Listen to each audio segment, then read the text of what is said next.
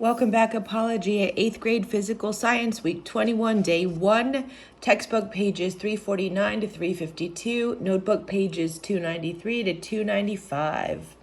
I am excited. We are just starting module 10, which is all about physics and light. Okay, our world is made up of both matter and energy, and the two are always interacting. In the last module, you saw how sound energy causes matter to vibrate. In this module, we're going to learn about how light energy interacts with matter. In fact, if you've ever had an X-ray, cooked something in your microwave, watched something on TV, or talked on your cell phone, you've interacted with electromagnetic waves. Ultraviolet rays, another type of electromagnetic wave, are what give you a sunburn if you're out in the sun too long. Without electromagnetic waves, you wouldn't be able to hear your favorite songs coming through the radio. You wouldn't be able to see colors, and in fact, you wouldn't be able to see anything at all. Electromagnetic waves. While the general nature of sound is fairly easy to understand, the general nature of light is not. You see, electromagnetic waves behave like mechanical waves in some ways. They are transverse waves, for example. But electromagnetic waves are not produced the same way, nor do they travel in the same way as mechanical waves. Unlike mechanical waves, electromagnetic waves do not require a medium to travel, but they can travel through matter too. So that's going to be very important. You're going to want to remember that. Electromagnetic waves can travel through empty space. You can tell by their name that electromagnetic waves have something to do with the electromagnetic force. The book defines an electromagnetic wave as a transverse wave composed of an oscillating electric field and a magnetic field that oscillates perpendicular to the electric field. Okay, so that's a crazy definition. What exactly even does that mean? Well, okay. In figure 10.2, notice that the electromagnetic wave of light is actually made up of two perpendicular waves. So again, don't forget perpendicular, it means it's at a 90-degree angle. So these are 90 degrees. So we have the magnetic field in this Z direction, and we have the electric field in the Y direction. All right, the first is an oscillating electric field, the Y-axis, and the second is the oscillating magnetic field in the Z-axis. How do we know that they are transverse waves? You can tell the electric and magnetic fields are transverse waves because they are both vibrating at right angles to the direction in which the wave travels. So it's traveling this way, and it's vibrating in right angles. The light energy of an electromagnetic wave travels in the straight line, shown on the axis, the x-axis in this figure. It's produced as the fields oscillate. Okay, so what are the electric and magnetic fields? The electric field, which is the field showed in red, is the area in space in which the electric forces can be exerted on charged particles. In other words, an electric field can exert a force on charged particles over a distance without actually touching them.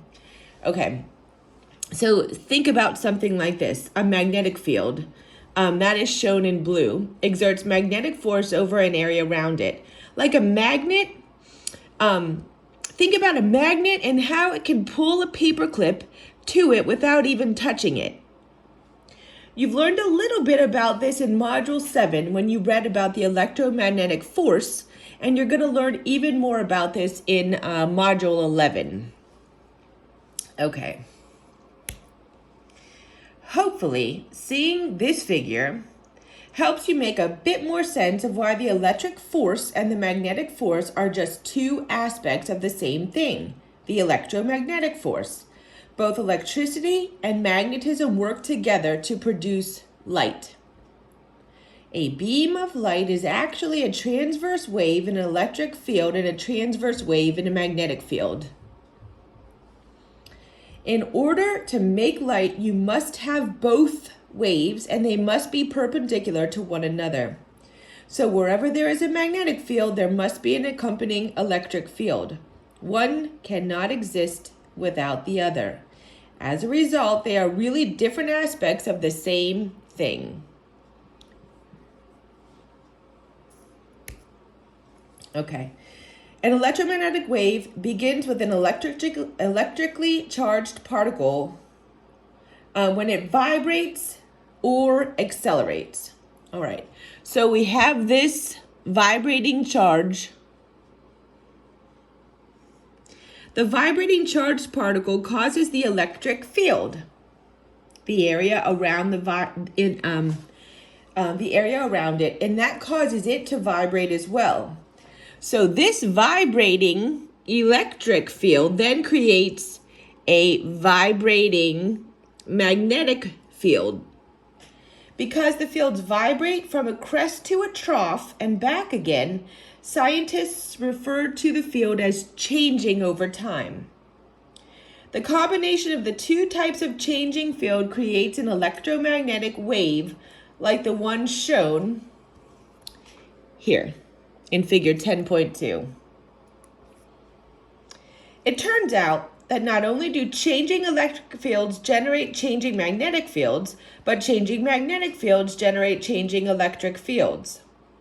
Because one type of changing field produces the other, and vice versa, the fields regenerate each other. So the energy keeps moving in the form of a wave as the field regenerates. This is how electromagnetic waves can travel through empty space or a vacuum. Keep in mind, though, that electromagnetic waves can also travel through matter as well. They just don't need matter in order to travel. When waves, either mechanical or electromagnetic, travel through matter, they lose or transfer some of their energy to the matter as they pass through it, which makes them get weaker. But when electromagnetic waves travel through empty space, absolutely no energy is lost, so they don't get weaker as they travel. If electromagnetic waves travel far, however, the energy spreads out over a larger distance. Yet the sun emits so many electromagnetic waves that the numbers hitting the earth is still a great number. That is why sunlight is still so bright even after traveling all the way from the sun. Energy that is transferred by electromagnetic waves is called electromagnetic radiation. All right. So it's a definition for what is electromagnetic radiation. It is energy that is transferred by electromagnetic waves. It is a form of energy that is all around us and take many forms such as radio waves, microwaves, X-rays, gamma rays. Sunlight is also a form of electromagnetic energy, but visible light is only a small portion of our electromagnetic spectrum. The speed of electromagnetic waves, which I am going to abbreviate as EM, which are really just light. So, how fast do electromagnetic waves travel? Well, in a vacuum, they move at a stunning 300 million meters per second, which is also 3.0 times 10 to the 8th meters per second.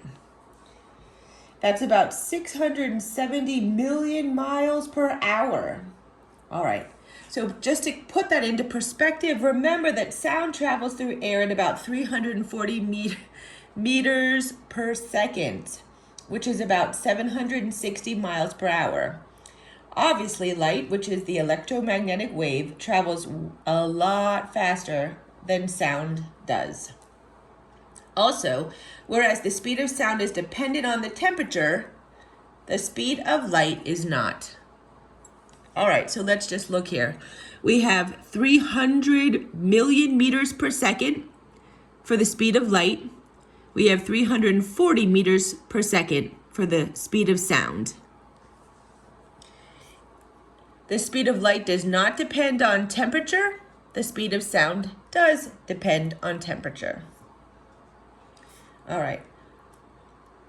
Although the speed of light does not depend on temperature, it does depend on the substance through which the light passes.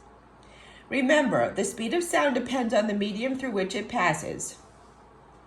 However, the speed of light through substances is exactly the opposite of the speed of sound through matter. The speed of light is faster in gases, slower in liquids, and even slower in solids. All right, so look at 10.1. And you can see some examples. Notice that the speed of light in air is essentially the same as the speed of light in a vacuum. In liquids, light travels more slowly. All right, so here we have the liquids, and you can see it's slower than in the gases. And then if you come down here, these are solids, and it's even slower than the liquids and the gases. So in liquids, light travels more slowly. And in solids, light travels even slower.